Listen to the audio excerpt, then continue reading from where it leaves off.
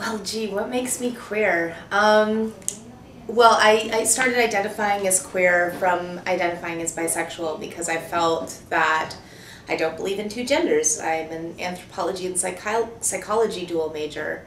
So if there's not two genders, then bisexuality wasn't really a reasonable thing for me to call myself.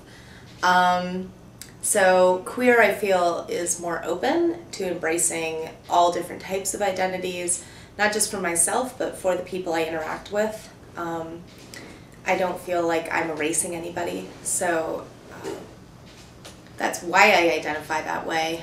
What makes me queer? I think the fact that I really acknowledge that my sex is political. As a sex worker, my sex is incredibly political. As a woman, my sex is political. As a femme, my sex is political. So I identify as queer and my sex is queer because of that awareness and because of my relationship to identity. Again, not just mine, but other people's as well. The only thing that I would add to my identity is that I am someone who identifies as queer and has a male partner who's cisgendered.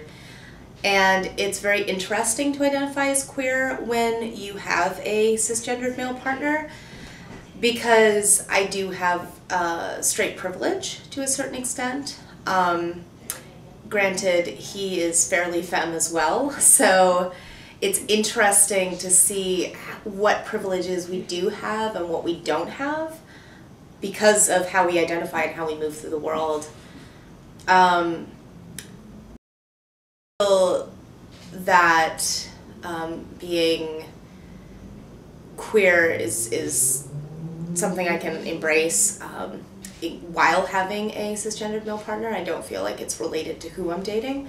And I think that that's part of what makes me identify as queer as well, is that it has nothing to do with who I'm dating, it has to do with me. Blogging about sex informs the sex that I have and influences the sex I have because I think it makes me sick of sex to a certain extent.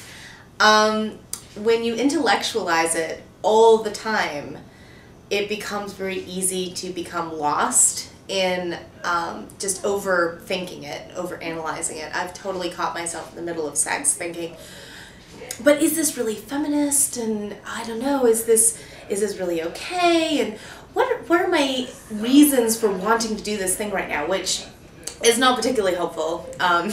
It can be a little hard to lose yourself in the at the same time, it can also be a positive influence. I've really enjoyed using my experiences in bed to inform my blog posts, and using photos and video from the sex that I have as a way to explain, oh, here's how you can kink into your sex life.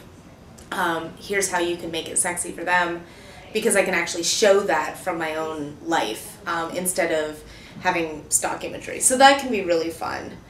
But I mean, my blog is a place where I process a lot. So it definitely is a double-edged sword, both a positive and a negative. It's still weird for me to think that I have fans. I feel like I have a lot of acquaintances more. It's really up to me and say, oh my god, Kitty Stryker, oh, it's so great to see you. And I have no idea who they are. Because it's hard for me to accept on some level that that's something that happens to me, and I'm still kind of a geeky dork, so I get really awkward and bashful. The best way I like to be approached is when people come up to me and say how my work's influenced their life, or like how it's affected them personally. That's really touching, and it indicates to me that they are engaging with me as a person and not just my my facade, my work persona. And it's always nice to hear that what you're doing is having a positive influence. So I would say for me, that's the best way to get approached, is to have someone say, wow, I saw this and it really made me feel comfortable in my body, or it really made me open up my ideas of what kink meant, and that's really touching for me. I love incorporating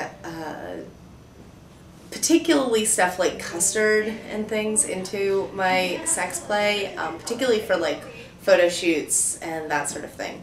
And I love using it as a boundary. When my boyfriend was vegan, he constantly teases me about the fact that I covered myself in vanilla custard knowing he couldn't eat it, and made him do a photo shoot for me where he desperately wanted to lick this vanilla custard off my body, but ethically couldn't because he identified as vegan. And I loved that power play, sort of forcing him to stand to his morals, despite not having that gratification. That, as a dominant, that was really, really sexy to me, and I loved watching him squirm. And he's still kind of wistful that he had to miss that chance, but I thought it was quite fun. If I could identify my sexuality as an item of clothing, it would probably be a clownish looking bow tie. Because sexuality is incredibly playful. I love playfulness. That's like the most important thing in the world to me. And people are kind of scared of clowns. Either they think they're funny and hilarious and awesome, or they're terrified.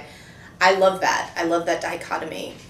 And I like screwing around with those kinds of tropes within my sex. So, and I kind of enjoy the dapperness and the way that clowns, of all people, can kind of get away with screwing with gender.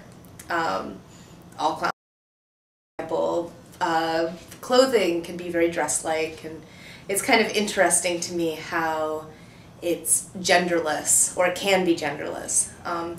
So I think, yeah, it'd certainly be something clown-related. Probably a bow tie, possibly a ruff. I would say my sexual superhero is probably Belladonna. She influenced me from the beginning. I love the passion and energy that she puts into her work. Like, she really, she seems to love it. I could be wrong, I don't know her personally, so maybe she doesn't. But as far as I can tell, she adores what she's doing, and she's really in the moment with it. And she's also done some really weird porn, which I think is fantastic. So definitely really like her. I'd say the other person might be Evan Stone, because he does not take himself seriously at all, and he can totally make fun of himself and still sexually be a contender within mainstream porn, which I think is incredibly admirable, especially for male talent. I love watching, like, if he is in a porn, I will buy it sight unseen, just because I know it's going to be hilarious. So yeah, I would say they're probably my sexual superheroes. Something that I'm really passionate about that people would probably not suspect, especially because I tend to look very high femme, I love welding. I love heavy metal art. I blacksmith, and I worked on a rocket ship for Burning Man that you can see at the Ferry Building, which I'm very proud of. I just did some shaping of things and, you know, riveting stuff together. And I really love being a part of massive metal art. It's something I want to be doing a lot more of in the future.